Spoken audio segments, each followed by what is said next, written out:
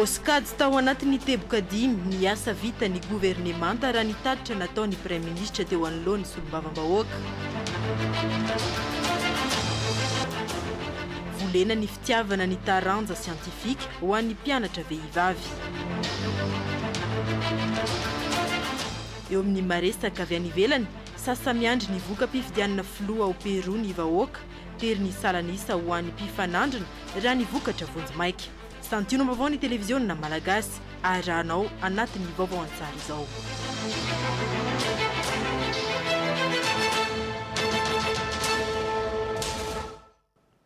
Karakoretsika jiaby tonga sondray ato anatin'ny fampalalambavao ny televiziona malagasy amin'ity matonala ity mikaikatsika hatrany anaraka izany hatramin'ny farany ny tapany voalohany fampalalambavao ny pejiny politika no anomboantsika izany nateo aza ny fisian'ny valanaretina coronavirus dia tsapa tao anatin'ny tatitry ny asa vitany gouvernemanta izay noentiny Prime Ministre teo anoloany ireo solombavam-bahoaka fa niezaka nanatanteraka ny politika ankapobeny fanjakana ny fahefana tanteraka Nzaka Serge Randriana Arso eo amin'ny sariny ekipa ny televiziona malagasy.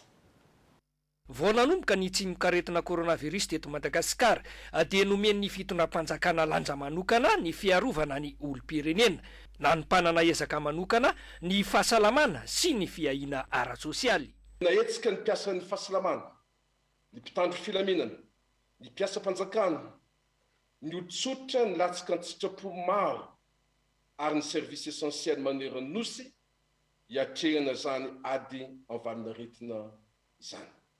Nampiarina ny approche syndromique mba ho fandraisana an-tanana ara-pahasalamana vantana ary haingana ny olona mitondra ny sokotra retina sy ireo olona mifandray aminy. Ny fanafody sy ny fandraisana an-tanana rehetra dia nomena maimaimpona avokoa. Natsangana ny laboratoire vaovao LA2M mba ahafana manao sy manafaingana ny asa fitiliana amin'ny otrikaretina. Sokafana ny CTC na ny centre de traitement de Covid-19 erin'ny faritra izay nahitana tranga miompampana mba andraisana an-tananareo izay marary. Naparitaka avokoa réconcentrateur d'oxygène miisa 710 ary ny ampy bouteille d'oxygène miisa 2,000. No ezana naparitaka ny tambavy CVO sy ny fanafody CVO+. Tamin'ny fahavalo ny volana Mai lasa teo dia tonga teto Madagasikara dozina vaksiny AZ Covishield miisa 250 000 doses. Eo amin'ny lafiny sosialy napetraka ny vatsin-tsinjo vala amby 793 sy 4 hetsy no nisitraka an'izany. Nisy ihany koa ny fitsinjarana vola tsy misy fepetra izay fantatsika amin'ny anarana hoe tosika famena izay nentina nanampiana tokantrano miisa 700 sy 4 sy 4 hetsy, fanampiana vonjimaika ankohonana miatrika tokantrano miisa 700 sy 9 sy 4 sy 3 hetsy no misitrika vola 5,000 ariary mandritra ny 5 volana. Fitsinjarana vola misy fepetra eny amin'ny tanan-dehibe izay mahakasika tokantrano 9 sy 3 hetsy amin'ny distrika enina. Ao anatin'ny sehatra vola takalon'ny asa avitra mirindra, fanarenana ny fodrafitrasa mampiasa asa tanamaro. Tokantrano miisa 5,000 sy 5,000 amin'ny distrika enina. Fitsinjovana ireo mpianatra eny amin'ny université tsy afaka nody nandritra ny ameana dia nampisitrahana toana ara-tsosialy sy ara-pahasalamana koa izy ireo. Ankoatr'izay, nisy ny zava-bita raha ny fanatsarana ny fitantanana raha-panjakana nisongadina tamin'izany ny teo anivon'ireo androm-panjakana. No tanterahana ny fanavaozana reto androm-panjakana reto, ny antenimieron-dolona sy ny fitsarana avo momba lalam-panorenana. Vita tokoa mantsy tamin'ny zoma faha 12 ny vola de Desambra tamin'ny taondasa ny fifidianana ny olona vaovao ary nanomboka tamin'ny alakamisy faha 7 janoary ny fotoam-piasana antenimieron-dolona mandritra ny 5 taona ho avy. Tafatsangana ihany koa ny fitsarana avo momba lalam-panorenana ka nandray ny asan'ny mpikambana vaovao nanomboka tamin'ny lakamisy fa 20 aprily 2024 mandritra ny 7 taona. Fa isan'ny sehatra nahita mpanatsarana ihany koa ny manodidina ny tontolon'ny fitsarana raha nitatitra ny Prime Ministre. Mafisina tanteraka miady amin'ny kolikoly indrindra eo anivon'ny fitsarana. Navaozina ny bureau filan-kevitra ambonin'ny mpitsara na ny CSM, fantatsika ihany koa fa navaozina tamin'ny alarobia fa 20 aprily 2024 ny mpitantana eo amin'ny sampandrara malagasy iadina amin'ny famotsim-bola na ny samfinina eo andala am-panatanterahana ny fananganany fitsarana ambaratonga voalohany TPI ao Antananarivo Avaradrano, Sainte-Marie, Ambilobe, Sambava, Besalampy ary Besutsirbina. Mitohy hatrany ezaka fanavaozana ary fananganana fidrafitrasa vaovao mahakasika ny fonja. Ho an'ny fitsinjaram-pahefana kosa, efa misy ny volavolan-dalàna tafapetraka eo anivon'ny antemera-pirenena ho fanatsarana izany. Vita ny famolavolana ny lettre de politique de décentralisation émergente, niarahana tamin'ireo seritra maro ministère isan-tokony, commune, faritra, mpiara-monina-nantoka, fiarahamonim-pirenena sy ny sisa. Ary efa nahazo fankatoavana teo amin'ny filan-kevitry ministre zany tamin'ny alarobia fa 20 ny volana May lasa teo.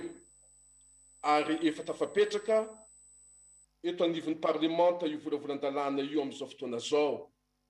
Fa isan'ny asa goavana no tontosain'ny gouvernemanta ihany koa ny fampandriana fahalemana amin'ny firenena, nanamafisana izany ny fananganana foto-drafitrasa vaovao sy ny famatsiana ara-pitaovana, ny tafika, ny zandary ary ny polisy-pirenena. Ny rahantsika nahita ny ezaka rehetra efa tanterahana tamin'ny fanatsarana sy fanavaozana ireo rafi-pitantanana teo anivon'ny tafika malagasy, gendarmerie-pirenena ary ny polisy-pirenena. Tao anatin'izany ny fampitaovana sy fananganana foto-drafitrasa vaovao sy toby ho an'ny miaramila, zandary ary polisy. Noho izany dia nisy ny vokatra azo tamin'ny asan'ny tafika sy ny zandary ary ny polisy-pirenena. Tafajoro ny 12 mars tamin'ny taondasa, ny état-major resan'ny tafika sy ireo état-major ny tafika antoko-tafika 3 dia reto avy: état-major ny tafika Antanety, état-major ny tafika Nabakabaka, état-major ny tafika Andranomasina. Napetraka nanomboka tamin'ny 6 desambra tamin'ny taondasa ireo faritra fiarovana ny fandriampahalemana folo zone de défense et de sécurité. Teo amin'ny ady amin'ny asan-dala eny ambanivohitra dia omby 20 sy 270 ny tafaverina teo amin'ireo omby 230 sy 707 rehefa ny antsona ny tafika dahalo 920 ny tratra, basy 720 no nitazomina ary fahany 730 no azo tamin'izany. Eo anivon'ny gendarmerie-pirenena, raha ny taona 2024 no resana dia asongana manokana reto vokatra reto: fandravana ny tambazotra n'ireo andiny jolay mpanao fakana-keriny sy ireo mpiray petsapetsa aminy izay nokarina hatramin'ny ela ary koa redala mampiororo amin'ny faritra maro raha tsy laza afa-tsy ny tany tsara tanàna Mazoarivo Isandra Anjozorobe. Taolampaty maherin'ny 700 kilao no sarona nandritra ny taona 2024. 720 ny olona voasambotra, maherin'ny 46 403 kilao ny zava-madomely tratra ankoatran'ireo fambolena ny poteny. 20 ny olona voasambotra. Basy tsy ara-dalàna 7 no azo naneran'ny faritra maro. Eo anivon'ny polisy-pirenena, fikambana ny jolay 30 no rava, tranga fakana-keriny misy 5 no voavay sy voarava. Eo amin'ny alatromby raharaha 20 no natrena, raharaha alatra taolampaty misy 7 no nodiadina tany Antala, Taolagnaro ary Betafa. Taolampaty 770 kilao no azo. Bolabola nandramena 720 tratra tao am-parafaravola. Raha ny lafin'ny toe-karena kosa indray, niezaka ny gouvernemanta nanao izay iainany firenena na teo aza ny olana nateraky ny covid-19 noho ny fiverena ny valinaretiny fandroany nanomboka tamin'ny volana marsa tamin'ny fotoana tia dia nifaritana ho 4 faingo isanjato amin'izao fotoana zao ny fiakarany akarena fobe raha mibadimy isanjato eo izy tamin'ny taondasa. Izana nitazomana ho 4 faingo isanjato ny sondro-bity-piainana amin'ny taona 2020 ity. Fitanana ny volantsika ariary ho maro toerana dia ny fitsinjovana ny fanomezana aina indray ny toe-karena na ny relance économique. Raha 5 faingo valo isanjato ny tany famoren-ketra tamin'ny taondasa dia 20 faingo 4 isanjato no tanjona amin'ny taona 2020 ity. Ny politika ara-bola sy ara-pitantanam-bola amin'ny taona 2020 ity dia natao hifantoka amin'ny fitsinjovana ny fomba mahomby ampiainana indray ny toe-karena eto amintsika. Fa isan'ny nisongadina tamin'ny asa vitan'ny gouvernemanta ihany koa ny famerenana ny asin'i Madagasikara tamin'ny alalan'ny fanavaozana sy fanatsarana ireo harem-bakoka marobe sy ny famerenana amin'ny laony ny fahazahoan'ny vahoaka malagasy vaovao ary ny fitsinjovana ny tanora amin'ny asa fiarinana. Isan'izao fototry ny pirenena ny mahazo vaovao indrindra mahakasika ny fiainam-pirenena. Noho izany, navaozana ny émetteur télévision sy radio misa 770 amin'ny distrika sy tanàna misa 750 ny fampivarana ny kolotsaina eto Madagasikara dia mifototra amin'ny fanavaozana ireo toerana manan-tantara eto amintsika. Araka ny hitantsika dia narenina ny rovan'i Madagasikara, rovan'i Lafy, rovan'i Tsinjoarivo, rovan'i Ambohimanga, rovan'i Antongo, rova Ambositra, lapan'ny mpanjaka Tetembola Saint-Augustin, Palais Royal Farafangana, Palais Royal Andavakotoko Nosy-Be, Palais du Roi Andramanala Lisandra, Palais du Roi Ramaharo Vohimasina Langina, Palais du Roi Rendratsara Lalangina, Palais Tranovola Vohipeno, entrée ny rovan'i Ambohimanga, Palais Bien-Aimé Toamasina voalohany Manda Foot Point, ny tombeau Ampasamanatongotry Miarinarivo, ny musée Moramanga, ny Fasadreniaro, tribunal Ambatondra Fandrana, ny musée Vavitina Ampasamazava, ny musée Renliarvony, ny musée Moramanga, ny musée Masianaka Vangaindrano, ny lapana Andafiavaritra.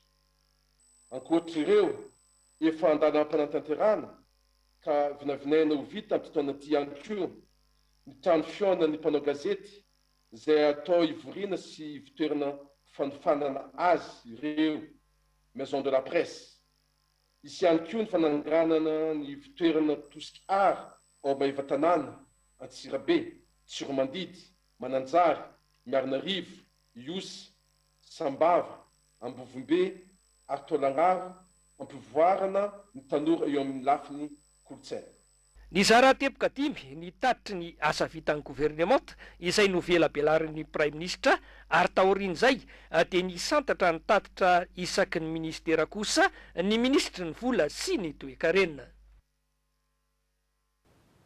Izay ny amin'ny tatitry ny zava-bita ny gouvernemanta iny fa hivadika lafim-baovao ara-pahasalamana izay mifandraika amin'ny tontolon'ny fizahantany isika toa ny Sainte Marie anisan'ny tanan-dehibe ara-pizahantany nanaovany fitondram-panjakana hetsika manokana fanatevenana fanaovam-bakisiny humanina amin'ny fisokafan'ny fizahantany Nosy-Be voavaly rahateo ny fanireon'ireo ponina manoloana izany. Irène Ravoloarmanga, Sarzaf Florent. Ankoatr'ireo toeram-panaovam-bakisiny nampitomboina isa eto Nosy-Be dia paikady manokana hoentin'ny ministra ny fahasalamam-bahoaka manatanteraka ny fanohizana ny fanaovam-bakisiny araka ny baikon'ny filohan'ny repoblika ny fanatonan'ny mpiasan'ny fahasalamana mivantana ireo mpisehatra amin'ny fizahantany anaovana vakisiny azy ireo santionany ny teto amin'ny Palm Beach Ambondrina. Manokana zao atao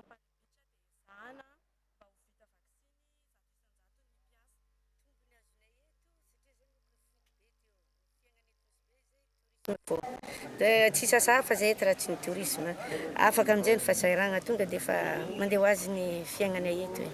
CSP2 Djamanjary, site Dar es Salaam, Amadia, vaccinodrome eto amin'ny gymnase Canvert, samy notsidian'ny ministra ny fahasalamam-bahoaka sy ny avy amin'ny OMS avokoa androany.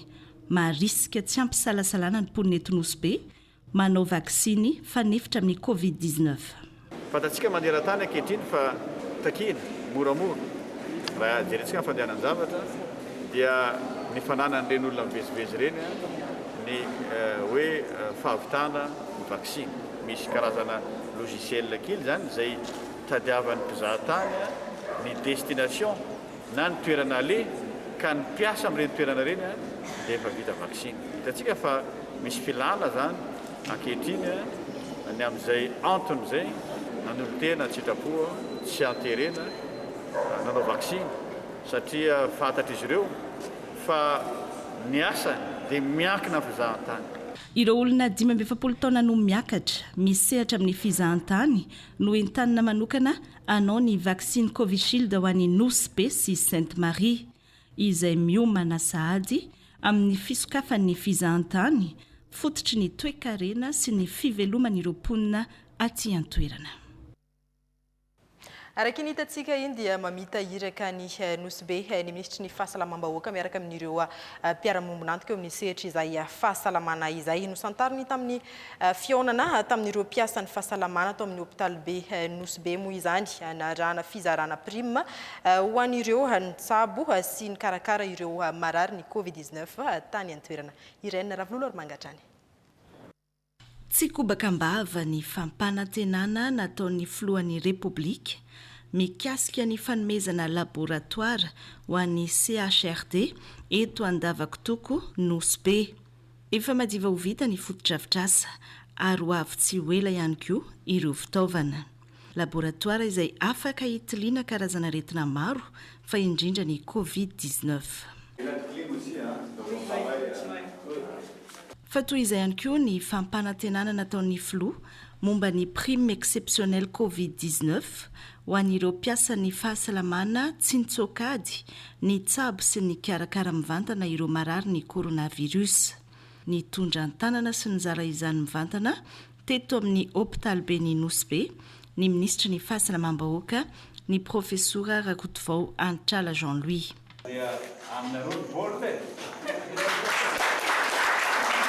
Hita moa ny personnel ny asa tamin'ny Covid tegna vitsy magnatanteraka test isanandro zany tegna mafy dia mafy mankasitraka amin'ny filohan'ny Repoblika fa tonga eto Nosbe ny prime zay nampanantenany hatramin'izay. Tena faly be sady misaotra betsaka ny président nahatsiaranay amin'ny fanomezana ny prime. Nandritra ny tafa ny fanaovan'ny ministra ny fahasalamam-bahoaka tamin'ny mpiasan'ny fahasalamana teto Nosbe Elville ihany koa no nampatsiahivany ny fomba fijery sy ny fomba fiasa mitovy eo amin'ireo mpiasan'ny fahasalamana amin'ny toeram-pitsaboana rehetra. Notsindriny manokana teto ny fanomezana fitsaboana sy tolotra tsara kalitao, ny fandraisana marary anaty fanajana ny mahaolona, ny fitantanana mangarahara sy ny tsy fanekena ny kolikoly. Nasiany resaka ihany koa ny fandraisana ireo mpiasan'ny fahasalamana bénévole ho mpiasa raikitra. Lafim-baovao hafa laharana voalohany amin'ny faritra afaka tamin'ny fangerena Ankalamanjana analanjirofo voaja ny fanentanana tamin'ny fanadiovana sy fidiovana izay nataon'ny ministera pia faritra roa no mbola mila ezaka mafimafy amin'ny fialana amin'izay fangerena Ankalamanjana izay dia Tsimotsinanana sy Vatovavy fitovinany antony nanomezana azy ireo kabone mivoatra na latrine améliorée avy amin'ny masoivo japonais izay natolotry ny ministry ny rano teny amin'ny UNICEF. Fidisondry Maservelo sy Jackie Rakotomanga. Tahaka izao ny fampiasana ireto kabone mivoatra na no hatsarainy ireto teknika japonais na humby tamin'ny firenena maro ka izao entin'izy ireo eto Madagasikara amin'ny alan'ny masoivoan'ny Japon.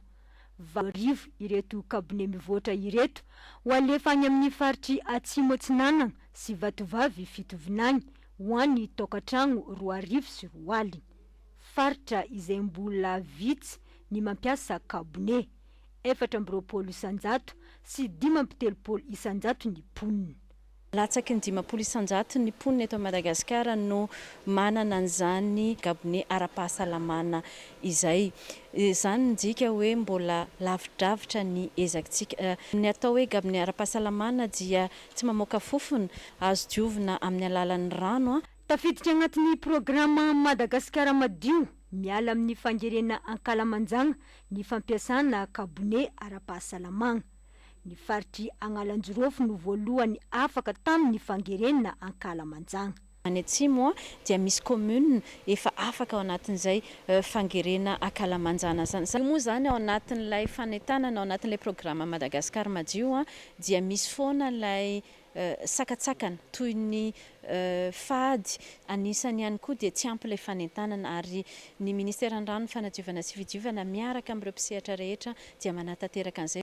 Nambarany masivoan'ny Japon miasa simoniny eto Madagasikara fa ny fametrahana ity kabone mivoatra ity dia ahatonga ny olo ho zatra mampiasa fivoahana madio ho sarotiny amin'izay fahadiovana izany ary anaparika izany amin'ny hafa ihany koa. Natolotra teto amin'ny UNICEF ho an'ny ministeran'ny rano ny fanadiovana ary ny fidiovana ireto kabone mivoatra ireto.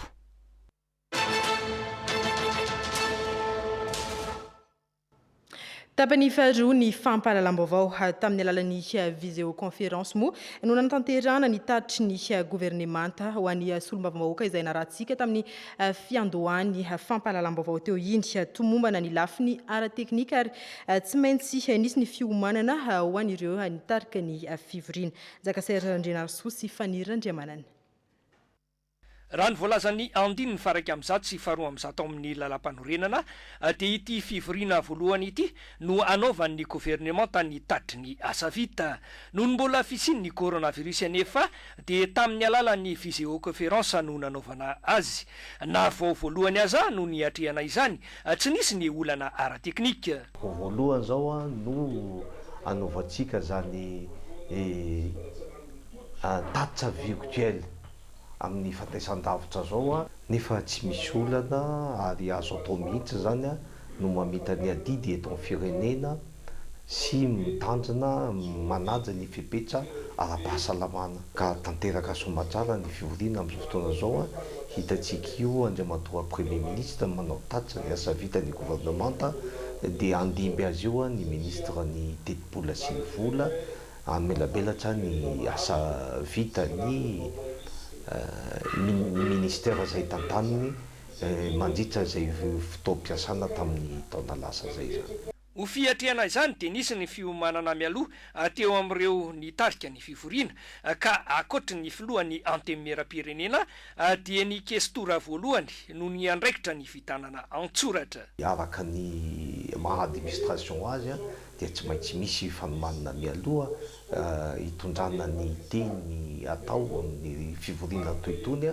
indrindra moa zay fivoriana zay mandeha amin'ny fantana amin'ny Facebook fa amin'ny lafiny teknika dia mitovy amin'ny natao tamin'ny fivoriana taloha teriny ihany tsy misy miova fa tsy misy tokony nampianarina intsony fa efa haina mamoaka tamin'ireny fivoriana taloha reny zany ny zavatra tokony atao amin'ny lafiny teknika fa ny fandaminana an'le fivoriana zany iny moa zany tsy maintsy niarahana amin'ny mpiara-miasa atao ampiasana atao amin'ny secrétariat général mba hahafahana hitondra lamina amin'ny fizotran'le fivoriana izay atsitsika amin'izao fotoana zao. Akoatra ny fampitana vatana tamin'ny alalan'ny televisiona malagasy sy ny radio-pirenena malagasy dia nisongadana ny fanarahan'ny mpampiasa ny tambazotra tserasera tamin'ny alalan'ny Facebook ity fihaonan'ny gouvernemanta sy ny solombavambahoaka tamin'ny alalan'ny visioconférence ity. Akatsika tanteraky ny lafim-baovao iny fa ankoatry ny volana natokana ho any ankizy sy ny fankalazana ny fetim-pirenena dia mbola vitsy ireo olo-pirenena mahafantatra fa volana ho any teny malagasy ity volana jona ity. Ho an'ireo mahafantatra kosa nefa dia manahy ny hoavy ny teny malagasy ny ankamaroany. Famitina eo amin'ny micro ny Miray Andrianjafy sy Mamy Ravafsan. Fantatrareo fa hoe ray volana natokana ho inona amin'ny volana jiona? Natokana ho an'ny fiteny malagasy. Natokana ho fiteny malagasy. Raha tsy haiko. Raha tsy fantako. Andron'ny fetim-pirenena, fankalazana tema malagasy. Ho an'ny ankizy? Fetim-pirenena. Ankoatra fetim-pirenena? Tsy mahafantatra intsony aho. Volan'ny ankizy? Volan'ny ankizy ihany izao fantatra haiko. Volan'ny fahaleovantena dia volan'ny ankizy ihany izao fantatro. Volana ho an'ny ankizy. Ankoatra an'ilay volana ho an'ny ankizy dia fankalazana amin'ny fetim-pirenena. Ohatra ny efa taloha nankalazana izany fa asa amin'izao ngamba mety ho ankalazaina indray izay. Manao raha fahitasehan izay hoe teny malagasy izay? Tsara. Amin'ny ankapobeny hono izy vao aza kely ihany dia misy mananja izy dia misy efa manadiny tanteraka izy mihitsy. Eo manomboka tsy voafelo ilay izy amin'ny ankapobeny satria efa betsaka ny mondialisation zany fitazan'izany, ny kolontsaina ny vazaha miditra eto dia tsy voafeny ankamaroan'ny gasy ilay izy. Tsy dia misy lanja intsony ilay izy satria efa ohatran'ny hoe lasa fiteny vahiny indray no manjaka noho ny le malagasy. Manomboka ho simba satria ilay ankizy amin'izao zany amin'ilay fanatontoloana dia efa tsy dia mirona loatra amin'ilay tena fiteny malagasy tena tanteraka. Volena ao anatin'ny sain'ny mpianatra vehivavy ny fitiavana ny taranja siantifika. Nanomboka 5 taona izay ny asa ho an'ny fikambanana ikala STEM mba tsy hijanonan'ireo mpianatra vehivavy eny antenantenany dia manohy ny fanentanana ny fikambanana. Anisany voatarika amin'ny fampiroboroboana ny taranja siantifika i Lucia ao anatin'ity fanadidinina Andriana Razafindramaro sy Ernirina Rasola Arzona ity no anarahantsika izay. Mandinika ny fomba amatarana ny anaran'ny hazo iray efa tsy miaraka amin'ny raviny sy ny fotony itsony Lucia. Taranja ianarana ety amin'ny sampam-pifanana siansa naturelle Akatso io. Fitiavana mihitsy ny azy ny taranja siantifika. Safidinanao siansa naturelle zany dia rehefa tonga teo amin'ny 3e année ny safidinanao botanika. Teo amin'ny 3e année ilay safidy misy option be dia be afaka safidiana fa safidy manokana zany ilay zava-maniry. Voalohany aloha any nanavanana anahy, faharoa koa ilay hoe fahatsapako hoe zava-dehibe ilay zava-maniry mihoatra amin'ilay hafa. Miaro amin'ny tontolo iainana satria hoe any koa mety ahitana asa betsaka fotsiny. Tamin'izany ilay ohatran'ny tsy dia asa loatra fa ilay ohatra hoe passion zany tamin'izany hoe izay napety anahy no natao.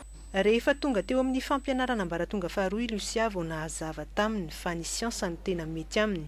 Teo amin'ny lycée ngamba vao tena hoe hitako hoe scientifique kokoa satria tany no taranja haiko mihoatra amin'ilay littéraire. Dia rehefa afaka baka dia tonga tety Akatso dia misafidy hoe hanao scientifique.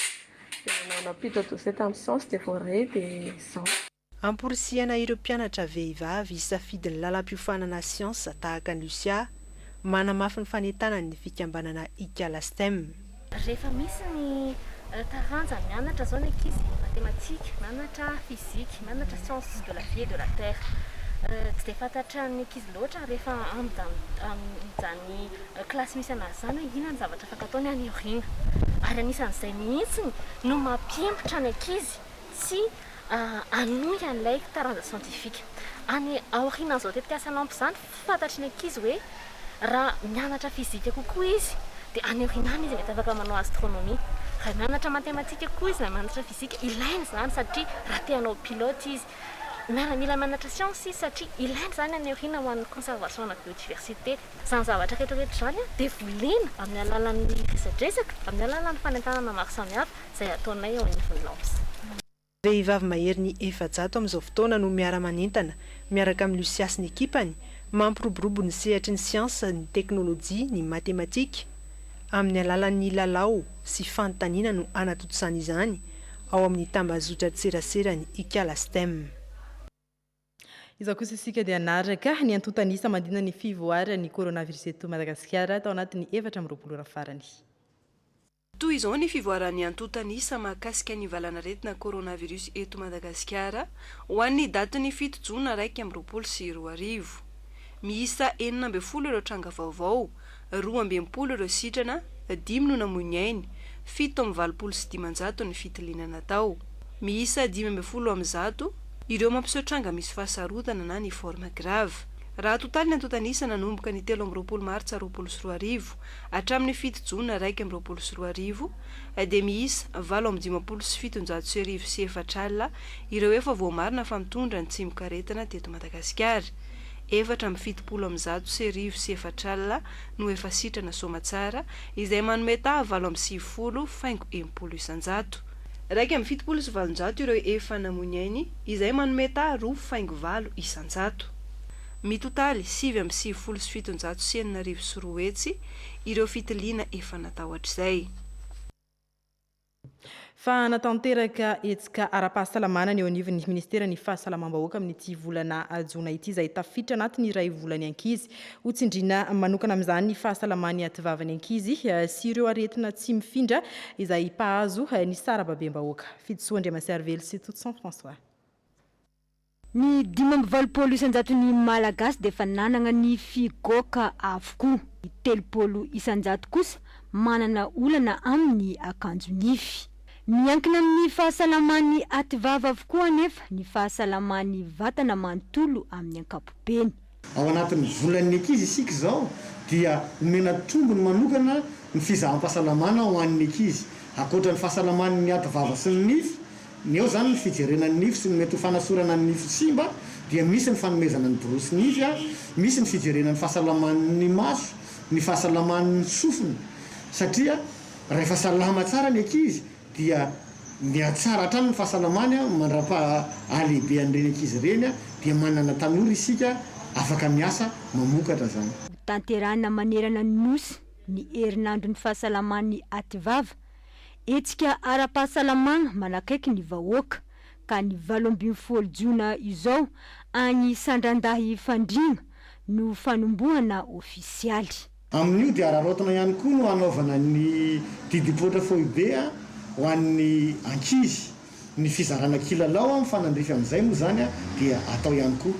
Hoentina manala fahasahiranana ny olona izay tratran'ny fihobohana sy ny amehana ara-pahasalamana dia mitondra zany izay fanalefanana zay ny Ministeran'ny Fahasalamana izay tantsoroka izay miaraka amin'ireo mpiara-miombonantoka mba ahafahan'ny olona mahazo fizaham-pahasalamana maimaimpona, mahazo tolotra ara-pitsaboana maimaimpona ary indrindra zany nireo tolotra izay hoe tsy misy amin'ny andavanandro eo anivon'ilay district na ny CSB ao anivon'ilay commune dia afaka tanterahantsika. Karazana aretina maro no mamely rehefa tonga ny vaninandro ny ririnina. Mahatsapa izany ireo mpampianatra. Tsindriko manokana ny fahasalamana. Ny andro volana Jona moa dia efa ririnina. Ka tokony mba ho karakarana tsara ny ankizy mba ho salama. Tanana tsika ray aman-dreny mba anao mafana ny ankizy. Maro koa ny aretina rehefa andro ririnina toa ny gripa, ny kohaka dia retina any amin'ny dokotera. Sahia mirehareha amin'ny nify sy ny ativavanao. Io no teny filamatra amin'izao herinandro ny fahasalaman'ny ativava izao. Ny 9 Jona teo dia namoaka sary maromaro tamin'ny page Facebook ny avy amin'ny tetika Kianja Baria nasehony tamin'izany ny fandrosoan'ny asa fanavaozana sy fampanarana fenitra ny Kianja Baria Mahamasina. Ny antsiprian'izay hoentin'ny tojo fanomezana sy Andry Rajaonarvao. Efa vita tanteraka ireo asa lehibe rehetra amin'ny fanaovana ny tribune sy ny gradin eto amin'ny kianjan'ny Baria Mahamasina. Raha ho an'ny tribune dia efa vita ny fametrahan'ireo seza misa 4,000 ipetrahan'ny mpijery. Efa andalam-pamaranana ihany koa ny fanamboaran'ireo toeram-pivoahana anatiny ho an'ny mpijery ao amin'ny rihana voalohany, ireo efitrano fandraisam-bahiny misa 12 ao amin'ny rihana faharoa sy ireo efitrano misa 13 ao amin'ny rihana fahatelo. Ny rihana farany ambany vita ny efitrefitra rehetra ho an'ny mpilalao, ny toerana natokana ho an'ny vahiny manokana sy ny tompon'andraikitra ofisialy. ny toerana fiasan'ny mpanao gazety ary ny toerana fanaovana valan-dresaka ho an'ny mpanao gazety ihany. Mahakasika ny herinaratra, transformateur miisa 2500 kV avy no hiasa ao an-toerana. Efa vita ny fandraisana sy ny fanamarinana ara-teknika, ny asa mahakasika ny jiro, ny rano, ny fiarovana amin'ny afo, ny climatisation ary ny caméra de surveillance. Ho an'ny gradin indray dia efa vita ny fametrahana ny seza ho an'ny rihana voalohany ambany ary mitoy ny fametrahana izany ho an'ny rihana ambony. Toy izany ihany koa ireo takela-by ao an-damosin'ny gradin. Efa vita rafitra ireo efitrano fivoahana sy birao amin'ny rihana voalohany eo amin'ny gradin izay ihany. Ho an'ny kianja filalaovana dia voavoly ary efa mitsiry ny bozaka vaovao nafarana manokana. Fikarakarana manokana ihany koa no atao amin'izy ity, ka amin'izao ririnina izao dia mbola norakofana ny bozaka ho fiarovana azy. Ny ankoatr'izay moa ireo pitsopitsony manodidina sy ivelan'ny kianja mandroso ny asa fananganana ny toeram-pivoahana lehibe miisa 4 ho an'ny mpijery. Mandroso toy izany ihany koa ny asa fandrakofana tara ny lalana manoloana ny tribune. Efa mandeha ireo projecteur lehibe 4 manazava ny kianja, ny écran roue lehibe ary ireo jiro manodidina. Efa andalina ihany koa ny fananganana ny fefy manodidina sy ny vavahady fidirana ao amin'ny kianja. Ivadika lafim-baovao hafa isika natonga tamin'ny fomba ofisialy androany ny fiara miasa eo amin'ny filoha lefitry ny anteny mirando olona misana ny faritra avaratra sy ny COAMAD na ny coopérative des handicapés de Madagascar tanjona ny hanomezana vana ireo olona manana fahasembanana eo amin'ny sehatry ny asa. Olivier Andriambololo-Mihaja sy Fira Arzona. Tamin'ny alalan'ny tongotra no nanaovana ireto sikotra ireto ary mpiambana eo anivon'ny COAMAD no navita izany. Fanoanana ireo manana fahasembanana no nanolora ny filoha lefitry ny ety amin'ny heran-doha olona fanampiana ho an'ny COAMAD entina ny fananarakasa ireo mpiambana misy 30. Ireo zany dia ny ankizy aloha efa niasa taloha vokatry ity zany anara-pahasalamana moa zany mitranga teto amintsika dia maro satria nisy niasa tany amin'ireny orinasa fakabo dia voaterina janona moa zany dia tsy mananasa moa ny ankizy zany dia io zany aloha no natao ara-pameana zany afaka ny fifanana. Marihana aloha fa ny andraikitry ny Sénat akoatra ny manao lalàna dia miahy koa ny vondrom-bahoaka itsinjaram-pahefana ka anatin'izay ny fiahina sy fanampiana ny mpiarabelona vatana. Izay natonga ny patron'ny vice-présidence hoe andao ara ampiana ry zareo amin'izay frais mahakasika an'izay fifanana izay mba ahafahan'ny zareo manana traikefa, ahafahan'ny zareo koa mba mivoatra amin'ny fiainana, mivoatra ny tsirairay, mivoatra ny ankohonana, mivoatra ny fikambanana dia mba fampandrosoana ny firenena. Ahatratra zato ireo olona manana fahasembanana hisitraka ny fanoanana avy amin'ny filoha lefitry ny ety amin'ny heran-doha olona manerana ny Madagasikara amin'ny alalan'ny fampiofanana arakasa amin'ny sehatra maro isan-karazany. Araka ity fampitam-baovao voara ity dia tsisy indray ny fandaninany proposition de loi momba ny PAC tokony atao rapitso eny amin'ny anteny miheran-doha fa miova ho fandaninany ordre du jour amin'ny folora sasany hoy ny serasera ny anteny miheran-doha.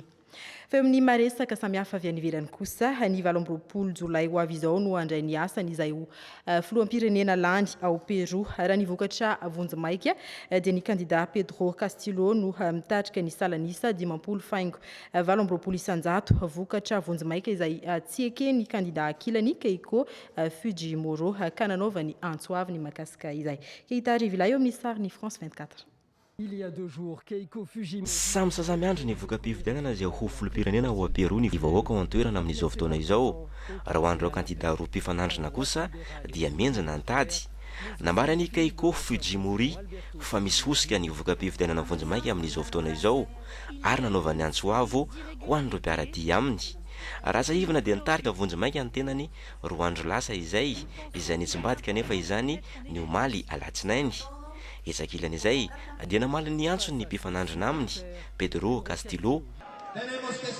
Tokony hajaintsika ny safidin'ny vahoaka ary ny tenako ny voalohany hanajay izany. Raha io isa vonjimaika io dia mitarika amin'ny salanisa 50 faingo 20 isanjato i Pedro Castillo.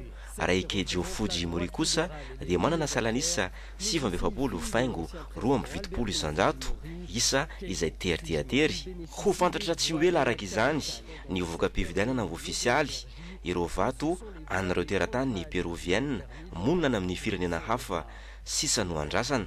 Raha ny fantatra dia ny 20 jolay ho avy izao no handray ny asany izay ho filoham-pirenena ao a Pérou. Le pays doit prendre ses fonctions le 28 juillet. Azady indro ny fandaharana lazaony marina amin'ny valoraliny momba ny fifandraisan-davitra moa no iompana ny fandaharana ao anatin'izany dia izay koa no manafody ny fampalam-baovao tamin'ny ty aliny ty nkasitrahana bevata ny fanarana an'izany hatramin'ny farany mbola manome fotoananao amin'ny amaray koa veloma tompoko.